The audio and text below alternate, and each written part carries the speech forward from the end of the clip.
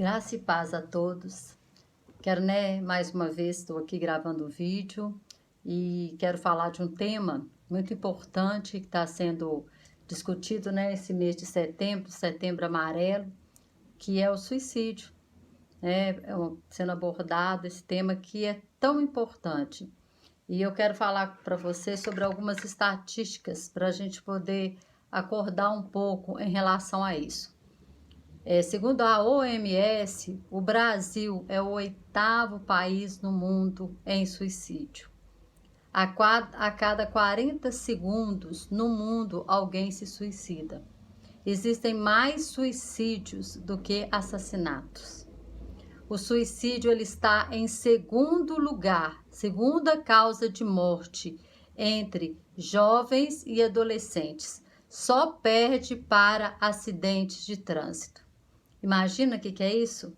Então, o suicídio ele mata mais do que qualquer outra coisa, menos do que o trânsito nessa categoria. Outra coisa que é importante nós estarmos falando dentro desse vídeo em relação à igreja, a nós entendermos que nós temos um papel também em relação a isso. Muitas das vezes a gente preocupa muito com os homicídios, com as doenças que matam, mas o suicídio mata. O suicídio é algo que precisa ser tratado também. E eu quero ler um texto que está em Efésios 5, 29. Efésios 5, versículo 29, fala assim: porque ninguém odiou a sua própria carne, antes a alimenta e a sustenta, como também o Senhor a igreja. Olha o que fala, porque ninguém odiou a sua própria carne, antes a alimenta e sustenta. Então, o suicídio é algo antinatural. Por quê? Porque nós temos o quê? Um instinto de autoproteção. Nós temos um instinto de autoproteção, de nos proteger. E às vezes a pessoa ela pode estar no corredor da morte, que ela não quer morrer. Essa pessoa está com uma doença terminal, ela não quer morrer. Essa pessoa está num campo de concentração, sendo torturada, ela luta para sobreviver.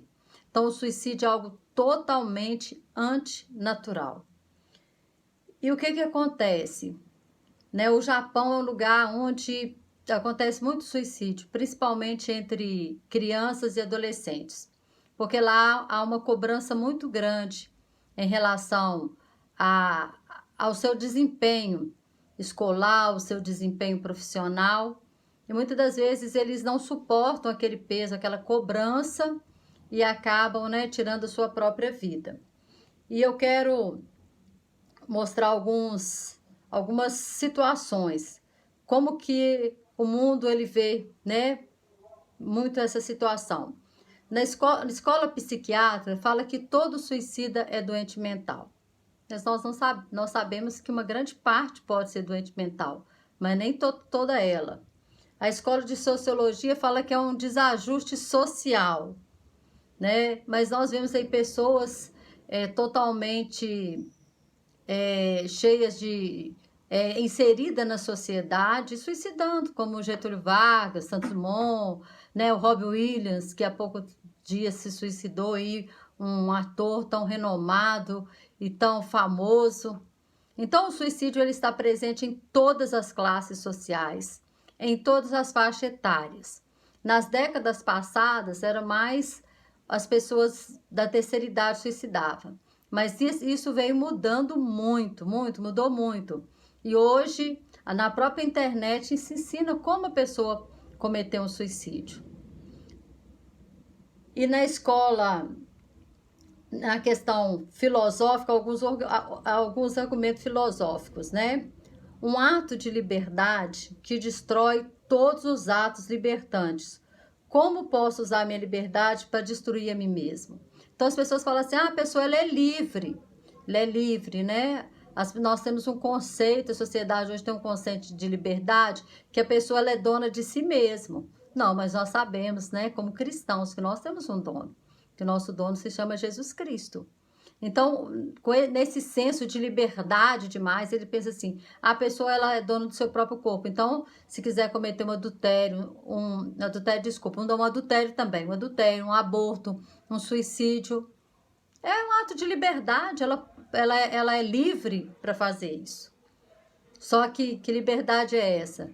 Que acaba que se destrói, né? Ela mesma acaba não tendo mais liberdade porque se autodestruiu. Outro argumento é um argumento ético. Como alguém pode agir em seu próprio interesse, destruindo a si mesmo? Então, que argumento é esse? Né? A pessoa se autodestruir, destruir a si mesmo, e falar que é algo ético, algo que demanda mesmo, né, da sua própria liberdade, destruir a si mesmo. Outro argumento é o argumento teológico, que quando você chega a esse ponto, ele diz que nem Deus resolve o seu problema. A pessoa pensa assim, nem Deus resolve o meu problema. Ou seja, é uma pessoa que nesse momento ele se acha um fardo para si mesmo, um fardo para a família, um fardo para a sociedade, e ele não entende que com a sua morte é que vai trazer um grande fardo sobre a família e sobre toda, né, muitas das vezes até mesmo aquela sociedade ali que o conhece, que está inserida ali na sua vida. E aqui, algo muito importante que nós temos que entender, eu estou só falando primeiro sobre as características, a gente vai entrar aqui no texto. 7 fatores que eu vi um psiquiatra falando, né, sobre suicídio. O primeiro, 90% das pessoas que cometem suicídio, elas poderiam ser tratadas. Por quê? Porque quais são as causas? A causa é a depressão. Depressão hoje, irmãos, não é demônio. As pessoas falam assim que depressão é demônio, né? É uma ignorância isso. Até bem pouco tempo as pessoas falavam que depressão era demônio. Não. Depressão é comprovadamente pela ciência uma doença. É comprovada pela OMS, Organização Mundial da Saúde, como uma doença. O demônio ele pode tirar proveito? Sim, o demônio tira proveito de tudo. Tudo aquilo que nós dermos para ele, como eu falei, tudo aquilo que nós inserirmos no nosso cérebro, tudo aquilo que nós, é aquilo que ele vai nos devolver. Tudo aquilo que nós damos para ele vai nos devolver. Se nós armamos o inimigo contra nós, claro que ele vai usar essas armas contra nós. Mas não é o demônio pode tirar proveito, mas não é uma questão demoníaca, né? Às vezes a pessoa pode estar até possessa de demônio e tentar se matar. Já vi isso muito acontecer. Mas isso ali é um momento em que ela está numa possessão maligna, né? É um espírito de morte que está ali e você repreende, ele sai em nome de Jesus. Mas acontece também, então nem toda pessoa que comete suicídio, né? Ela pode ter até essa possessão maligna, pode acontecer, mas a maior causa é a depressão. E a depressão é uma doença. O diabo pode tirar proveito? Pode tirar proveito, mas assim como também tem a bipolaridade, que é uma doença, uma pessoa hoje está muito bem, amanhã não está muito bem.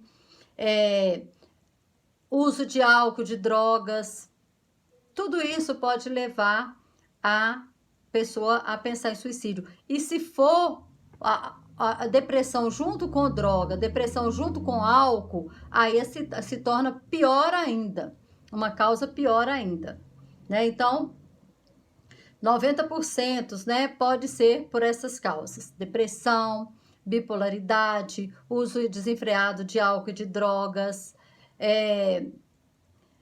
síndrome do pânico, fobias e essas doenças emocionais, né, que podem deixar a pessoa desequilibrada. Então, ela está desequilibrada, ela pode chegar a esse quadro de suicídio.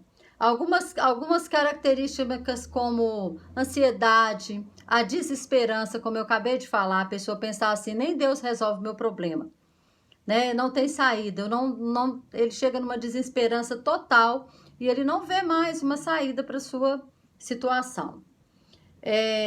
O suicídio é um problema, irmãos, de saúde pública. Por que é saúde pública?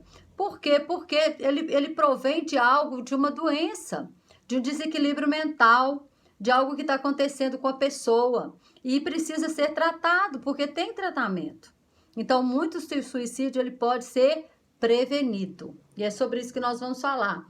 Houve uma pesquisa muito interessante na cidade de Campinas e que diz assim, que para cada um suicídio houve 3 tentativas. Ou seja, uma pessoa suicidou, mas houve 3 tentativas de suicídio para essa uma que tentou. 5 planejaram e 17 pessoas pensaram. Imagina, em 100 pessoas, 17 pensaram em suicídio, 5 planejaram seu suicídio, 3 tentaram seu suicídio e uma cometeu suicídio. Isso num grupo de 100 pessoas. Olha, o assunto que a gente está falando é muito sério. É muito sério. Os homens, é engraçado, as mulheres elas tentam mais suicídios, mas quem mais se suicida são os homens. Os homens, o homem, ele tem uma situação diferente da mulher. Nós que somos mulheres, nós temos mais facilidade de falar dos nossos problemas, de comunicar as nossas necessidades umas com as outras. Mas os homens não, os homens eles se fecham mais diante dos problemas. Eles não têm o costume. Você pode ir, né, num psicólogo, psiquiatra, sempre você vai ver uma sala de espera lotada de mulheres. Homens é o mínimo que tem, porque o homem ele não tem, é uma coisa cultural do homem, ele não fala, ele não se abre. Isso é uma coisa muito séria. Então, tem muitas doenças graves associadas a isso. E outra coisa que nós vamos ver, né? Eu quero trazer um pouquinho aqui dentro da Bíblia e depois falar como que a gente pode estar ajudando essas pessoas. A Bíblia, ela relata o suicídio de Saul, né? E também ela relata o suicídio de Judas. Judas, nós sabemos aqui, ó. Então, Judas, o que traíra... Desculpa, é Mateus 27, não falei a referência, né? Mateus 27, versículo 3. Falando assim, então Judas, o que o traíra, vendo que fora condenado, trouxe arrependido a 30 moedas de prata aos principais sacerdotes e aos anciões, dizendo, pequei traindo sangue inocente. Eles, porém, disseram, o que nos importa? Isso é contigo. E ele, atirando para o templo as moedas de prata, retirou e foi se enforcar. Aí lá em Atos 1, nós vemos que ele realmente se enforca, né? Lá em Atos 1, deixa eu olhar aqui a referência certinho. Atos 1, do 15 ao 18. Quando Pedro, né, ele convoca os discípulos para eleger um substituto para Judas. Então, nós sabemos que Judas, né, ele perdeu o seu lugar, perdeu a sua salvação. Por quê?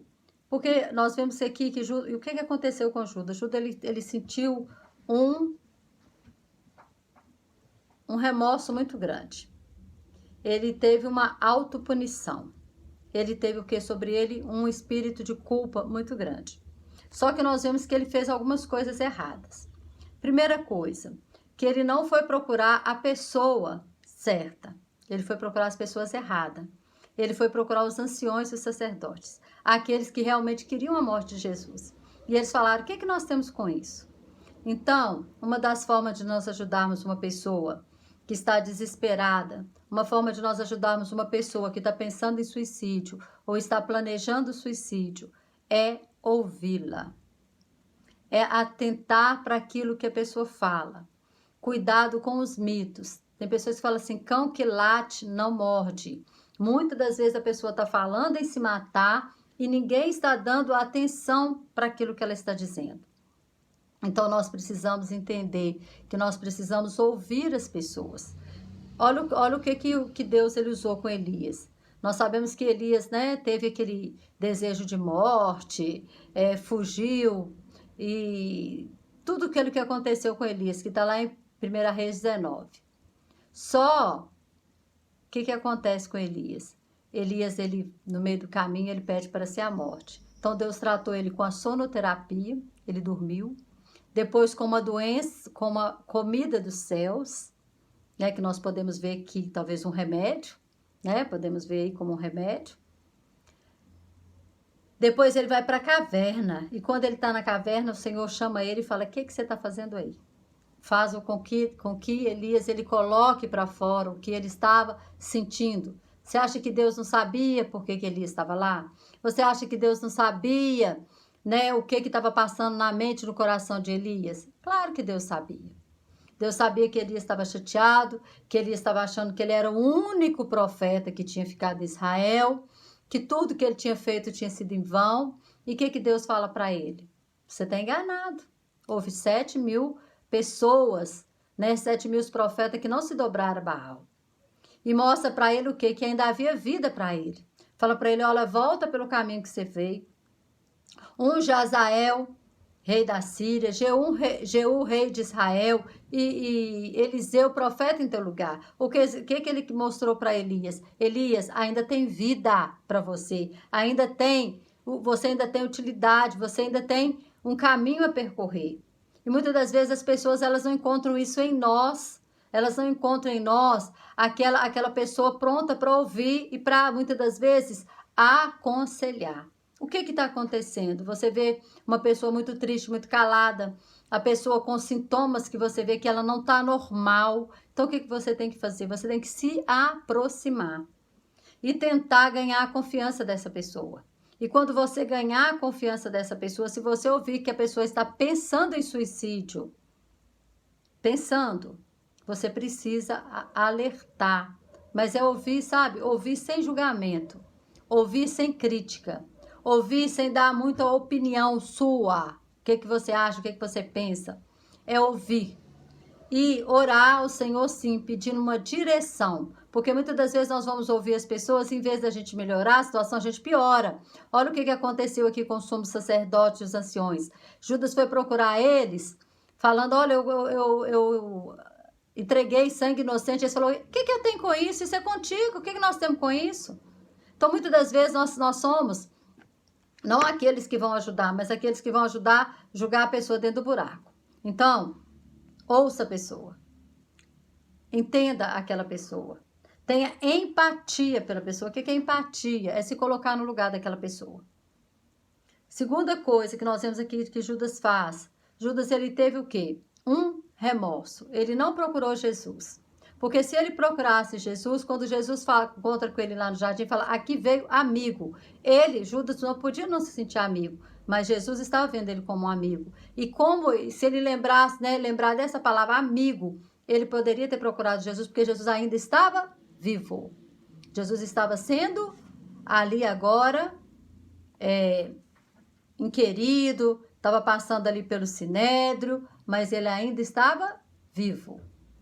Então, o que acontece? Ele não procurou.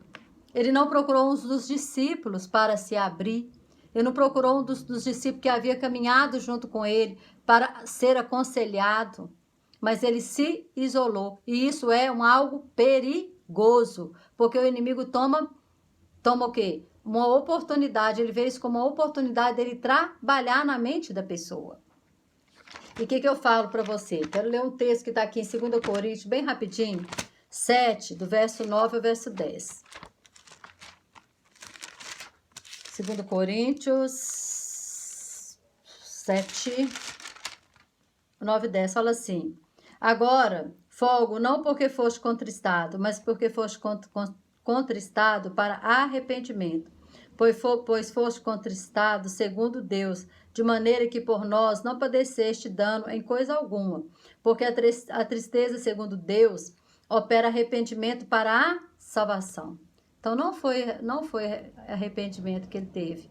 Ele teve o quê? Remorso. Ele teve o quê? Autopunição, culpa. E quantas pessoas estão se suicidando por causa disso? Fala assim, mas a tristeza do mundo opera a morte. Foi o que aconteceu com Judas. Essa tristeza operou o quê? A morte. Então, irmãos, nós temos que estar prontos para ouvir e tardio para falar. E o que a Bíblia fala sobre a questão? Um suicida, ele tem salvação ou não tem salvação? Irmãos, tem vários pontos teológicos, né? Tem aqueles que acreditam que tem, outros que acreditam que não tem de jeito nenhum, e tem também aqueles que acreditam que muitas vezes a pessoa, ao cometer um suicídio, ela está tão fora de si que Deus não vai levar aquilo em consideração pela situação da pessoa não estar consciente daquilo que ela está fazendo.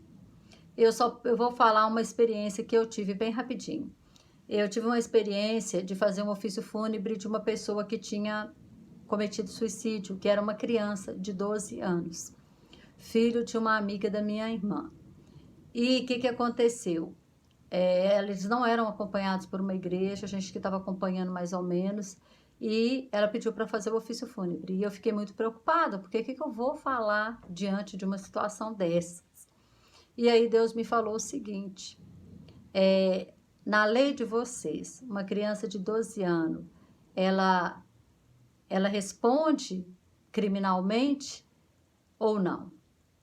Eu falei para Deus, não, a maioridade é 18 anos, a maioridade penal, né? Deus falou assim, Deus pegou e me falou para mim assim, nem para mim. E isso trouxe paz ao meu coração e eu pude fazer o ofício fúnebre, porque diante de uma mãe destruída, diante de uma família totalmente destruída, jamais falaria ali, né, que aquela criança não teria salvação, porque eu tenho sabedoria, não falaria isso, mas também não saberia o que falar.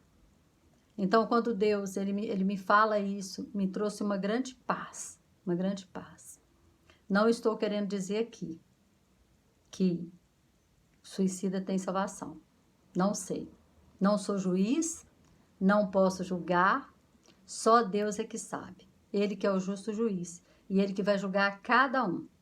Mas a Bíblia diz que só há um pecado que não tem perdão, que é a blasfêmia contra o Espírito Santo, que é rejeitar o Espírito Santo ao ponto de não aceitar Jesus como seu Salvador. Isso é blasfêmia contra o Espírito Santo. E é claro que uma pessoa que blasfema contra o Espírito Santo, ele jamais será salvo, né? Porque sem o Espírito Santo, nós não chegamos a Jesus. E sem Jesus, nós não temos acesso à salvação. Então, que nós possamos, esse mês, estar orando por essas pessoas, mas também estar alerta, porque é muita gente. E a faixa etária é de 15 a 29 anos.